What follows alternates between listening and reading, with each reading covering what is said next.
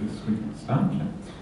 So now we have been through 3 of the 4 Noble Truths, more or less, in fairly quickly, I suppose. If you really want to know the 4 Noble Truths, we have to read all the suttas, because they're all really about the 4 Noble Truths. That's when we get the full understanding of these things. And so now we're going to come to the 4th one, which in many ways is the most interesting one, because it is about the path.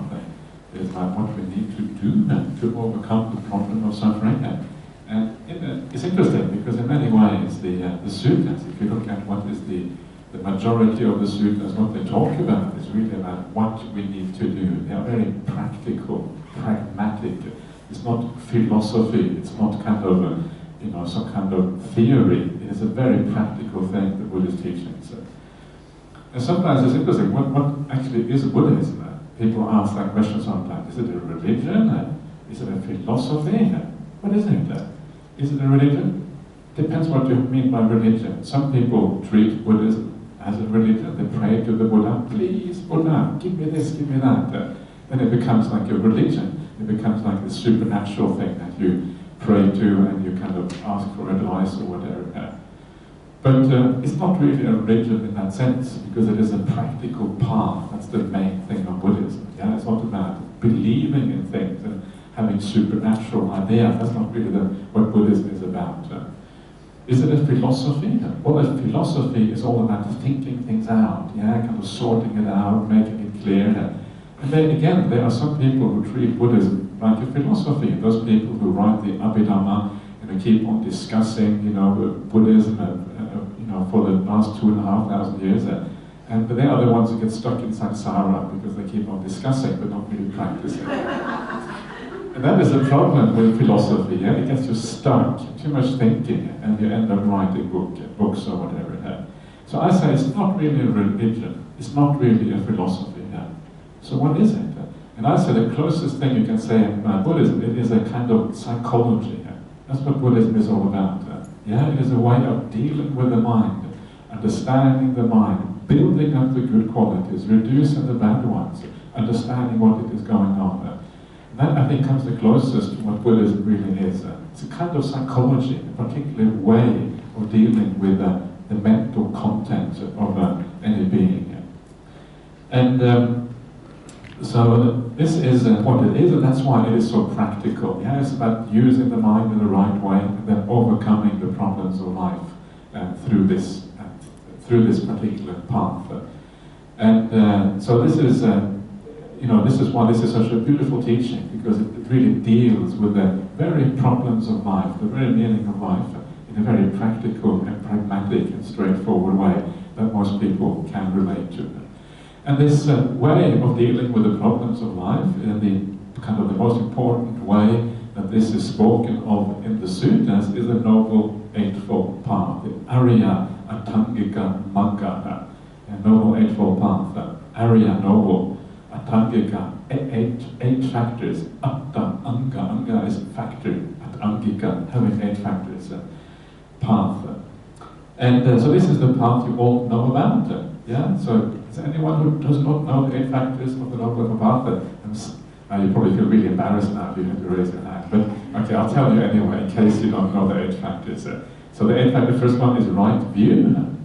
Yeah, this is one of the things I've been talking about a lot here. Right view is the beginning one. In other words, what does right view mean? It doesn't mean just the Buddhism says, see the world in this way, believe it, it becomes like a dogma. Right view means seeing things according to reality. It means actually seeing things the way things are. It doesn't just mean some idea of right view that someone has.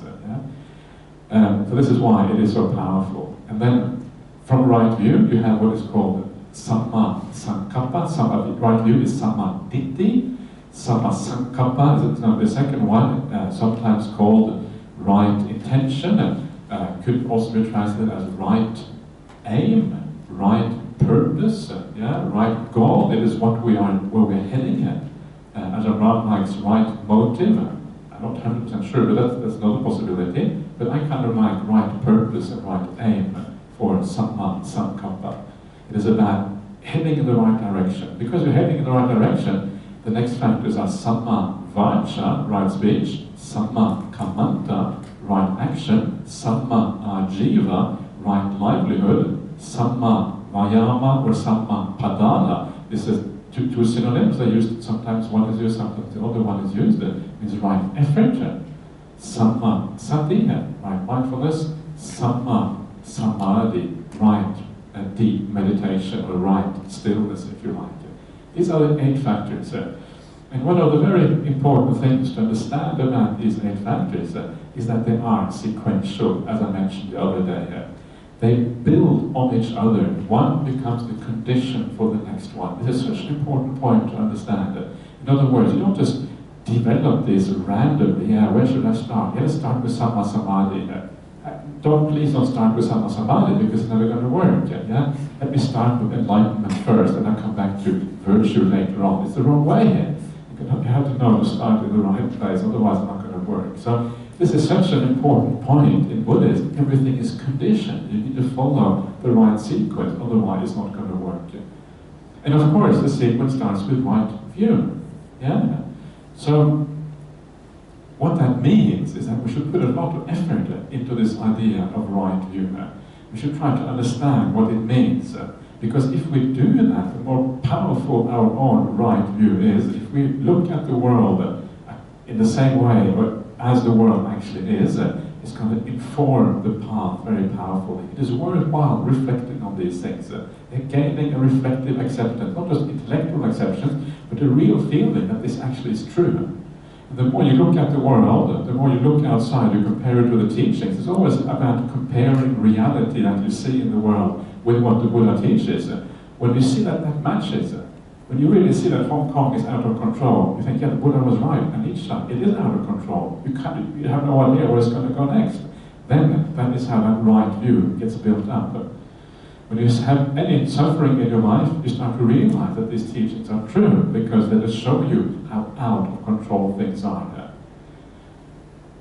So build up that right view. Reflect on it. Too many Buddhists, you ask them what is right view. Yeah, I know that. I'm finished with that. Yeah, I know rebirth is right view, karma is right view. Okay, next part, please. But don't think like that. Because so many of the things that we have been talking about here, about right view, they are actually the implications of rebirth and karma. If there is rebirth and karma, what does that mean in practice?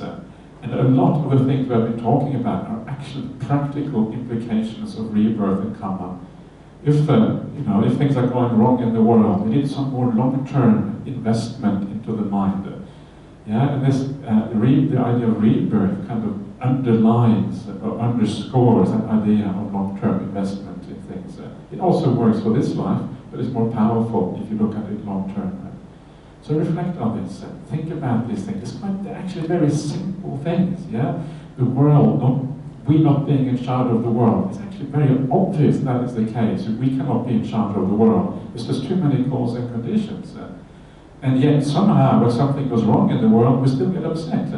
As if we were in charge, as if we knew where things were going, as if there was some master plan that everything always has to get better. Everything doesn't always have to get better. We have kind of all of us have grown up or lived at a time when society has been improving all the time. So maybe we think, when we look at history, and historically things have been improving for many centuries in terms of material well-being, in terms of technology. So maybe we're kind of brainwashed to think that it has to get better. But of course that is not true. It's just this short period of history, 5,000 years, it's nothing. Yeah, it's just a kind of a it's so fast compared to the really big Buddhist time spans. So there is no guarantee of progress. There is no guarantee that things will go better. Next time I come to Hong Kong, we might be back into the Stone Age. That'd be nice, wouldn't it? We would all wear skins. Maybe the monks also wear some kind of skin, and we would look a bit rough or whatever. And but we still practice Dhamma. That's the nice thing about it. You can still practice Dhamma even though you are in the Stone Age. Maybe it's better in the Stone Age, maybe it's preferable, maybe less distractions, no iPhones, that kind of stuff. Maybe it's preferable to be in the Stone Age. I don't know, I'm just guessing here. So build up that right view, reflect on it. One of the things the Buddha talks about is reflecting on the Dhamma, reflecting again and again and again, making it something really strong and solid inside of you. then it has a very powerful effect. And this is the right way of doing it. And then once you start seeing the world according to the Buddha's outlook, of course, the idea is that the Buddha's outlook, actually that is reality, that's the way things really are, then your inclination changes. You want to live your life differently. You have new values. You have new purposes. And this is the second factor, Samma Sankappa, your plan for life, what is important for you, changes as a consequence of that. Right view has a very powerful impact on how we live. Yeah, it's very simple. If you want to drive from Hong Kong to the Kaduri Center, if you have wrong idea of the direction to Kaduri Center, you end up somewhere else. Maybe you end up, where might you end up? You might end up in Beijing, maybe. Yeah. Oops, I've gone a little bit too far. Actually, there probably is a few obstacles on the way, but you know what I mean. You get to the wrong place, the wrong destination. You have to have right view, otherwise the destination is out of reach. And then, once you have that right purpose, the right idea of what to do, then you start doing those things because your aim, your goal, your purpose is right. You start speaking kind, gentle, meaningful words. You start acting with kindness and compassion to the people around you. You start having a good livelihood. Yeah, you think, oh, maybe being a bartender is not such a good idea. So, okay, so you quit your job as a bartender and you become a nun instead. Is that right? maybe not. Maybe do something else. But you are more concerned about your livelihood. Not only are you more concerned about your livelihood, but you're also concerned about how can I make my ordinary work into something positive on the spiritual path. Because this is such a powerful thing. If you have a job, there's actually so much potential there for doing the job in a way which is builds up your spiritual life. You do things with kindness. Yeah, we talked about this with someone the other day. They were telling me, oh, I'm working a bit too much these days, but I'm kind of trying to make my work into spiritual practice. But when I only sleep 4 hours a night, it's difficult because I just, you're too exhausted or whatever. So make it into a spiritual practice. Make it into something that you are kind. You care about the customers. You care about your co-workers. You care about yourself. And all of this becomes part of the spiritual life. This is like a deeper way of practicing Samma Ajiva, right livelihood. And then comes the right effort. And the right effort is all about the mind. Yeah? It is that we have to act in the right way, and speak in the right way is fairly obvious. But the Buddhist idea of morality is very profound. It concerns everything that we have to do, including how we think about the world, how we perceive things, and everything that has to do with our mental world. So that is what we have to purify. This is right effort. Yeah? Samma Vayama, Samma Padana. And I want to talk about this more in a second because it's not so obvious how we do this. It's pretty obvious how we do right speech, pretty obvious how we do right action, but not quite as obvious how we change the way we think. So I'm going to talk a little bit about that. And so then you change the way you think, and when you come to the point where you really just have compassion and kindness for people in your mind, that's when your morality is purified. Yeah, because then the speech is automatic. Good actions are automatic because your mind is so pure inside already. This is why it is so useful to purify your mind. And it's only when your mind gets really purified that meditation becomes powerful. You have to kind of come into meditation with a mind that is already bright, already kind, already wholesome, and then the meditation works as a consequence from that. That is why the next step is Sammasati. Sammasati is just watching the breath. Yeah, right mindfulness. And then, when the mindfulness is right, the samadhi will eventually happen as a consequence of that. Just watch the breath, you become more and more peaceful, and then bang, you get into samadhi. And then from samadhi, you see things fully according to reality. Then your right view gets reinforced at the very beginning. It kind of goes back to the beginning again, and right view becomes fully purified as the stream enter, and then the path kind of continues again. Yeah, there's not only a forward motion on this path, there's also kind of reinforcement from the later factors coming back to the earlier ones as well. There's kind of a complex system, if you like. Yeah.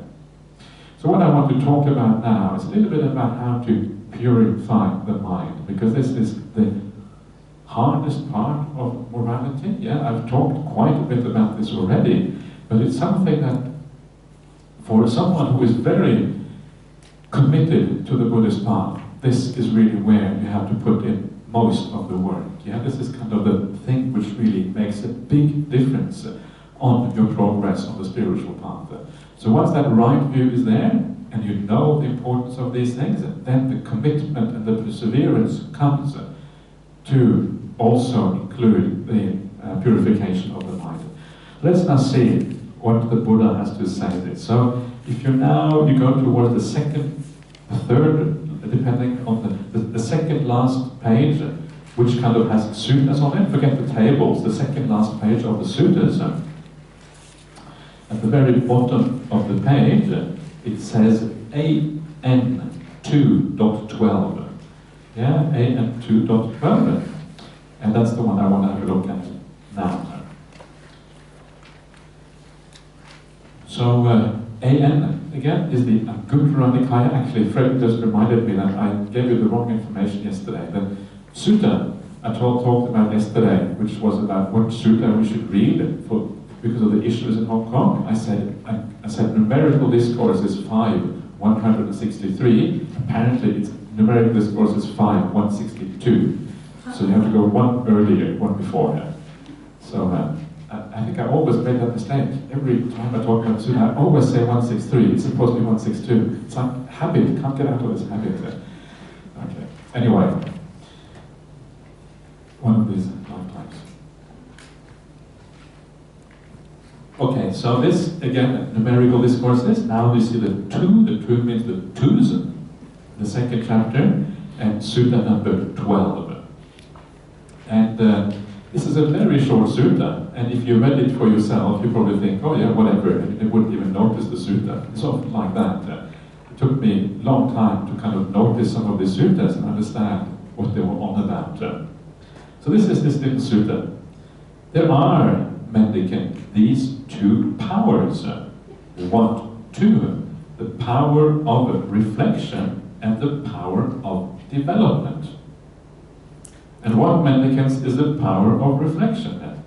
It's when someone reflects, bad conduct of body, speech, and mind has a bad and painful result in both this life and the next.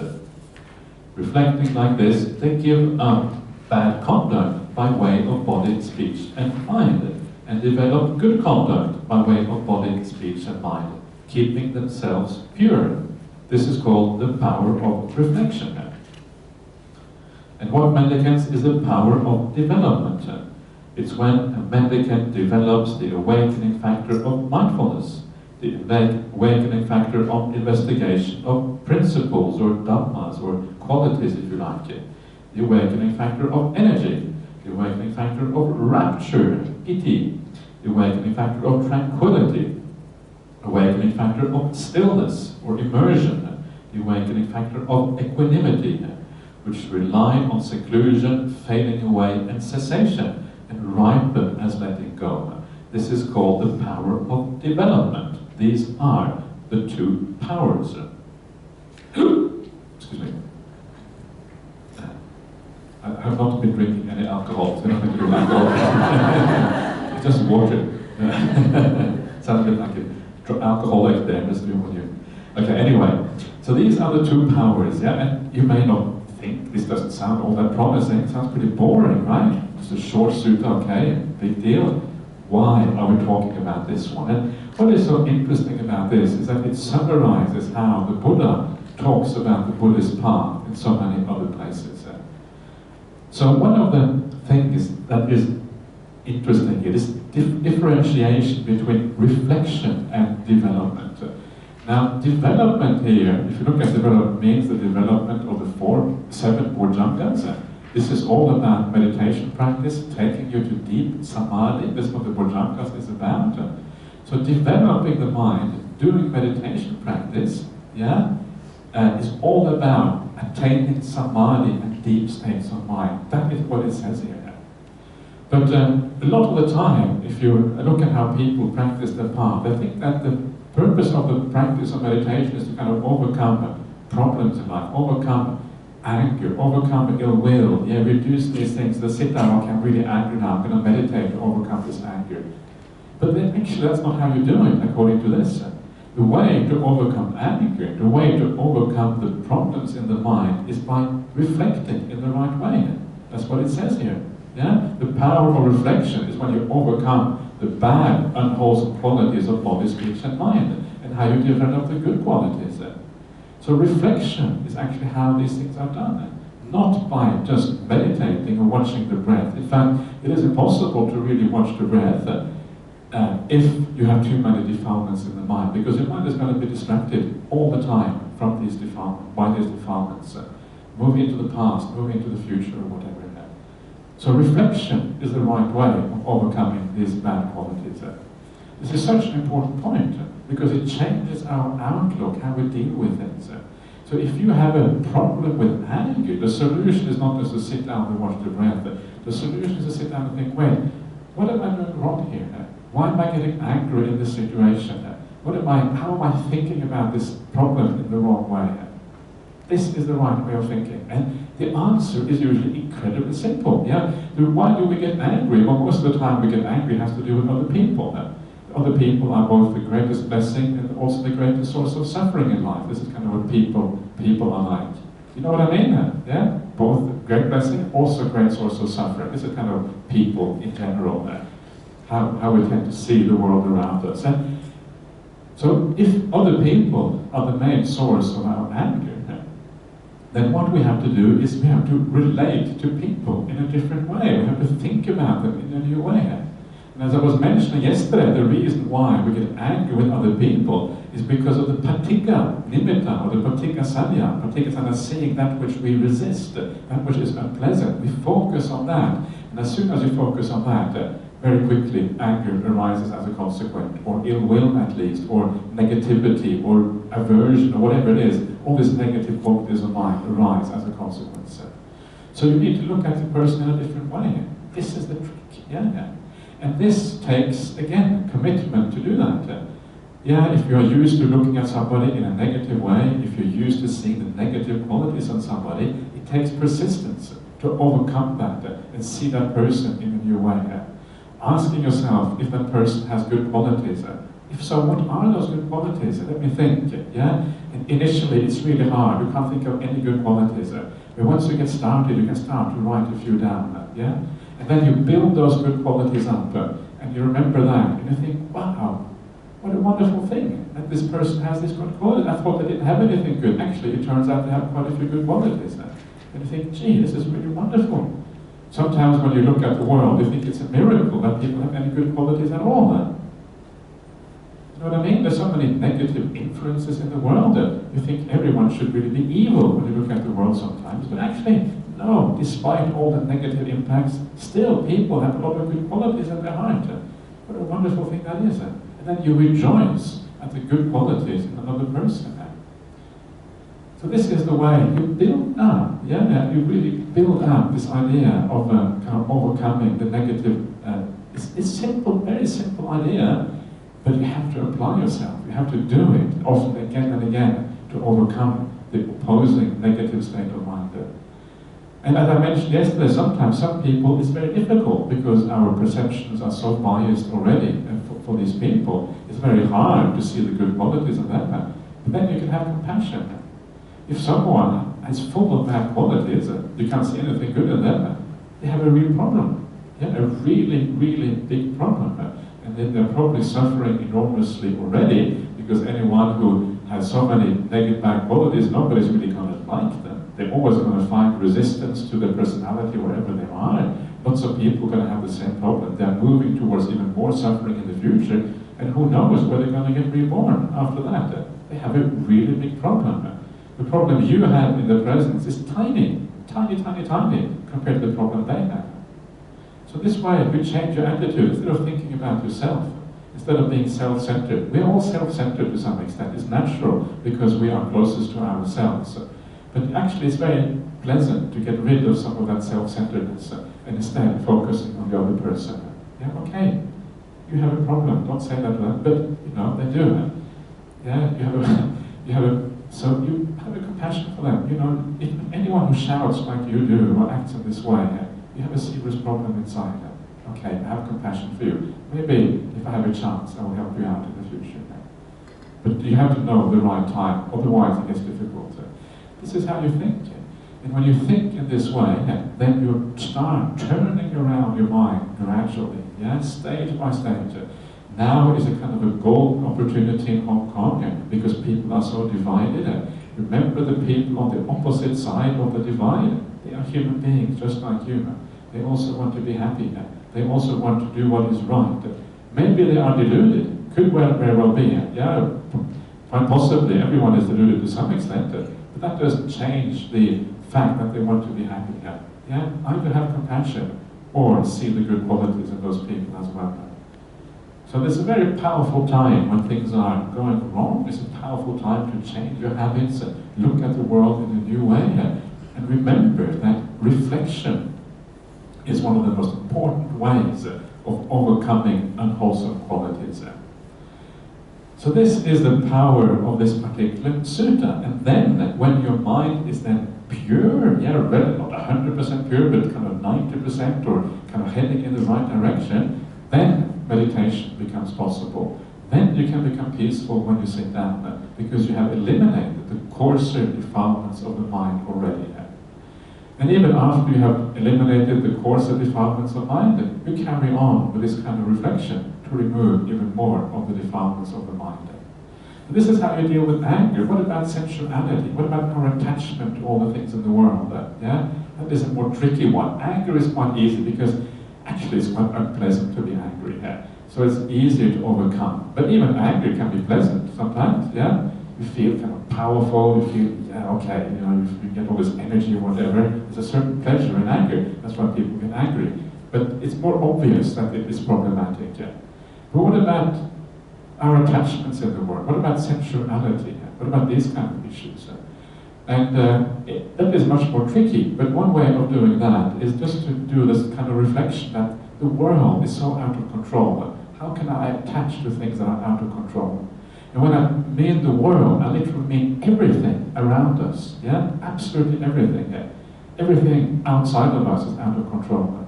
Everything we own, all our relationships, our own body, for goodness sake, is out of control. We don't know what's going to happen in this body. Even though you really look after it to the maximum, sometimes still your body lets you down. This is the problem with these bodies. And when you get that again, you turn away from those attachments a little bit and you gradually develop the inner mind instead. That is the only place again where there is some degree of control. Everything external, uncertain. So this is why these contemplations are so incredibly powerful. They are so simple. It's so blooming obvious that this is true when you think about it. It's obviously true, and yet the majority of people in the world are completely blind to this. And the reason they're blind to it is not because they are stupid or whatever, it's simply because they have been conditioned too far down the other track to be able to see things in the right way. But once you start to turn around and see things in the right way, actually it is so obvious that the Buddha was right, that everyone else is deluded. It's so obvious. So this is why you have to be reminded, because the whole world is going in the wrong direction. Every time you talk to somebody, every time you watch the news, every time you do anything in the world, you will be drawn in the opposite direction of the spiritual path. And you have to remind yourself again and again and again of the basic realities of these truths of what the world is like. And then things start to work, and you start to make progress in your meditation and everything else. So this is the power of reflection. So please try these things. These things actually work. These things are they transform you gradually over time. So that is the two powers, and you will notice there that towards the very end it also says something about fading away, relying on seclusion for fading away cessation, ripening as letting go. And I will leave that aside for now, because this is a kind of much deeper part of these teachings, and this has to do with the development of the mind. Let's come back to that later on if we have time afterwards. But what I want to do now is look a little bit more about this idea of developing the mind and how it is taught taught in the suttas, how the Buddha teaches this. And the first part here is from one of my favorite suttas. This is called the Chula Hatti Padopana Sutta, shorter sutta on the elephant's footprint. And this is the sutta that Venerable Mahinda taught when he came to Sri Lanka. Yeah? Mahinda was the great arahant who was the son of Emperor Ashoka. And one of the suttas that he taught when he came to Sri Lanka first was this particular sutta. Yeah? And then with that, the king became a Buddhist, and all the king's entourage all became Buddhist. And Sri Lanka has basically been Buddhist ever since then. It has the longest surviving Buddhist culture in the world. You find in Sri Lanka, because in India, of course, it died out. And this was one of the suttas that he taught when he got there, maybe the main one. That's kind of interesting. He has a sutta with a real historical pedigree, this one here. And this is just a tiny, tiny extract from quite a long sutta. And this sutta has what is called the gradual training, and I have taught the gradual training here before, here in Hong Kong, maybe the first time I came or something like that. And it's a very beautiful way of looking at the spiritual path. And this is one of the factors on that gradual training. And the gradual training, it starts off with morality, and then it has development of the mind, and in between the morality and development of the mind comes this little passage right here now. And I did mention it at the very first day, I think, on the retreat as well. This is this passage.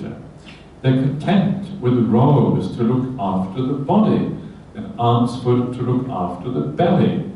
Wherever they go, they set out taking only these things. They're like a bird. Wherever it flies, the wings are its only burden. In the same way, a mendicant is content with robes to look after the body, and arms foot to look after the belly. Wherever they go, they set out taking only these things. When they have this entire spectrum of noble ethics, they experience a blameless happiness inside themselves. So this is the idea of being content, of being happy. As a monk, this is going to be embarrassing for me, because now I should really come here, I should only have robes and a bowl, and instead I don't have a bowl with me. Instead, I have a laptop with me. Already, I have let you down. I still haven't lived up to the standards I'm supposed to live up to. The laptop, I put it in the bag. I don't want to show it to anyone because I'm a bit embarrassed about it. It's just inside here. So, this is the ideal. It's a beautiful ideal, just to have a bowl and just to have a robe and nothing else in the whole world. And the reason I have a laptop is because, one of the reasons, because sometimes I need to do some emails to communicate with Ajahn Brahmāli. And one of the other things I do, I have this translation project, translating the Vinaya Pitaka from Pali into English. And I have a deadline on this project, so I need to do a little bit regularly whenever I have time. This is kind of one of the problems. So for that reason, I have a laptop. I'm a little, not too embarrassed, but a little bit embarrassed at having a laptop, because ideally a monk shouldn't have that. And I don't have a bowl simply because when I come to Hong Kong, usually, General gives me some, serves me very, very nicely every day in a nice plate with everything, so I don't really need a bowl while I'm here. But usually I eat from a bowl, like most monastics do. That is such a beautiful ideal. And as a monk, when I go back to my kuti, I tend to look around and ask myself, what can I throw out of my little kuti? My kuti is only 7 square meters. It's tiny. It's a little bit larger than the bathroom I have here, but not much. And it's wonderful to have such a small space. The beautiful thing about being a monastic is not the size of your room. Small room is nice, easy to look after, very little to clean, and all this kind of thing. The beautiful thing about being a monk is where that kuti is located. That is the most important thing. And you want it to be located in a place like this, Kandura Center. This would be a nice place to have a kuti. Maybe we can convert into a monastery or something. Kandura Center, that would be really nice. It's already like a monastery now. We're all here practicing in this way. It's kind of like a monastery. But if you have never been to our monastery in Perth, our monastery in Perth is like a forest monastery. Some of you have been there. And it's very beautiful. When I go back to my kuti, I can't really see anyone else in the whole. All I have is trees and kangaroos around me. Kangaroos are much better than people, because they shut up, they don't say anything. And people are disturbing in a very different way, you know, because we have a relationship with people that is so much more powerful. A kangaroo doesn't really disturb you. So you are really, that feeling of solitude, that feeling of nature is the one that really, really matters when you are a monastic. It's such a beautiful feeling. After a while, you become so peaceful and calm, and you start to realize why it is that monastics have lived in the forest since the time of the Buddha, because it actually works. It actually has an effect on you. It drives you in the right direction. Yeah? This is the wonder with it.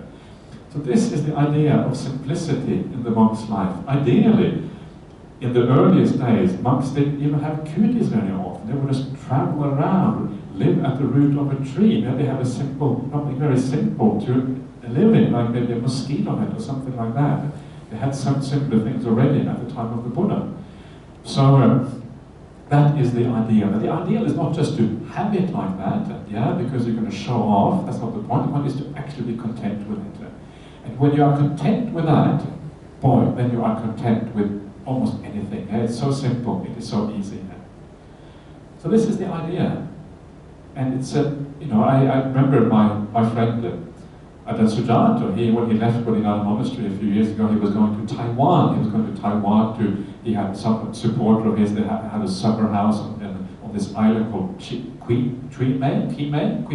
It's just off Taiwan, between Taiwan and mainland China. They were closer to Taiwan, it's still part of Taiwan. So he stayed there, they had like a holiday house there. So he lent him this holiday house, so he stayed there. And when he left Bodhidharma Monastery, he only had a bag like this. And in that bag, he had like, he has a tiny little ball, yeah? It's not much larger than this one. I don't know how he survives, but he survives on that. And still he's getting fatter. I don't know how he does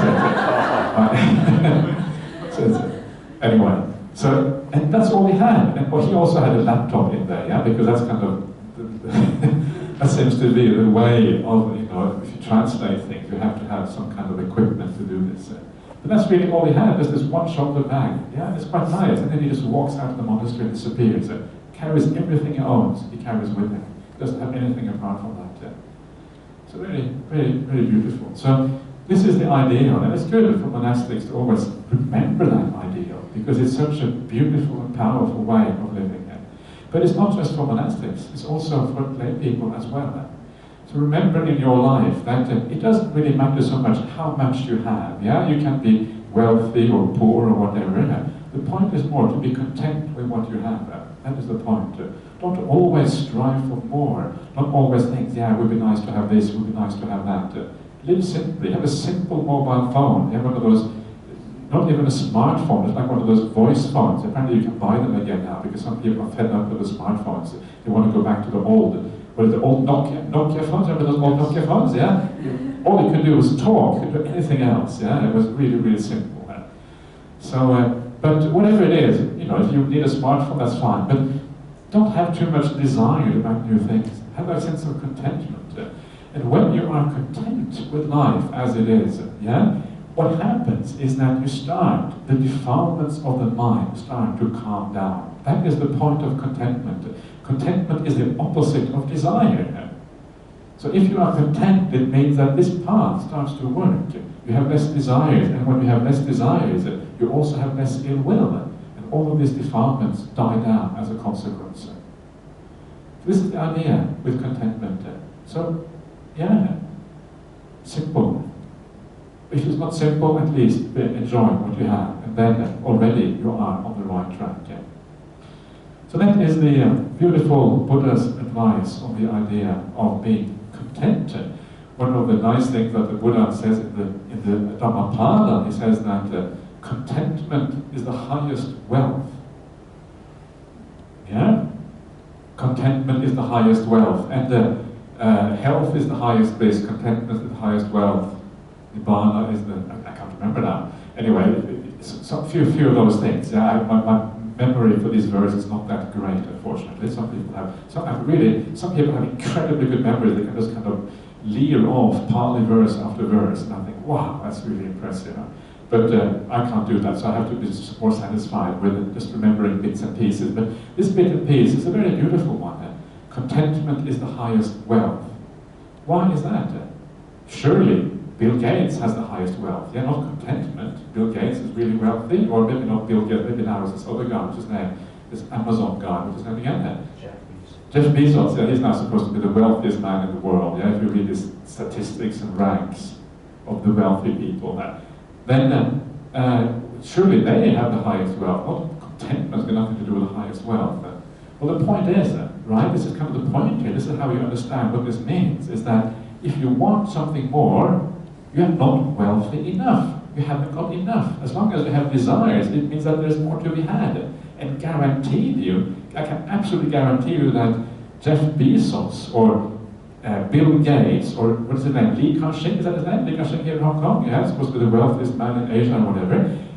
Every one of these, they still have desires, which means they're not wealthy enough. Yeah? If you haven't got enough, you want more, whatever that is. Maybe they have enough material things, but maybe they want more relationships or whatever it is. As long as you want more, it means that you don't have enough. Regardless of how wealthy you are, there's only one way to be wealthy enough, that's to be content with what you have. Then you are wealthy enough. Then you are wealthier than even the most wealthy people in the world. Isn't that great? You don't have to have all that wealth, you don't have to worry about all of those things, but actually the purpose of having those things is to become content anyway, isn't it? That's why you want things, so you can become content. The problem is, they don't actually make you content. There is always more desires, because the problem is well then, that's good. Okay, so he finds it straight away on the internet, that's wonderful. So, the point is that the problem is the craving. Why is it that we crave? And the reason we crave is that we don't feel fulfilled. And the external world is never going to fulfill you, because there are external things. It's a psychological lack. We're lacking something inside. We're trying to fill up the psychological lack with external things. It's never going to work. You're never going to be content by filling up your life with external things. It's just common sense when you think about it. So what you do instead, you develop the spiritual path. You think about the things in the right way, and suddenly one day you are fully, absolutely content. At that point, you are more wealthy than the wealthiest person in this world, because you have attained the goal, which is the purpose of the wealth in the first place. Yeah, again, the Buddhist teaching is obvious, and it's so radical at the same time. This is what is so nice about these teachings. What do I do now? I've never owned a mobile phone in my life, so I don't know what to do. Yeah.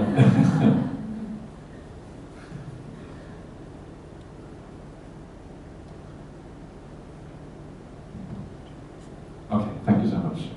So this is the verse of the Dhammapada, yeah? Health is the most precious gain, and contentment is the greatest wealth. Exactly the word I used there. A trustworthy person is the best kinsman. Kinsman is like family member, yeah? A trustworthy person is the best family member. Nibbana is the highest bliss. So I got 3 out of 4. I could remember the trustworthy person is the best kinsman. It's a beautiful little verse. I would really recommend you to read the Dhammapada, because it's full of little things like that. Things that you can reflect on, you can use as your spiritual practice. When you go to bed at night, you feel a bit tired and exhausted, you can't really meditate perhaps. Take a verse in the Dhammapada. This is number 204. Health is the most precious gain. In other words, the highest wealth. Contentment is the greatest wealth. A trustworthy person is the best family member, kinsman. Nibbana is the highest bliss. Okay. So there you are. That is that little thing on contentment. And now let us take a break, 10 minutes or so, and then I will continue and finish off some of these things afterwards, and then we'll see what happens afterwards. Okay, see you back in 10 minutes.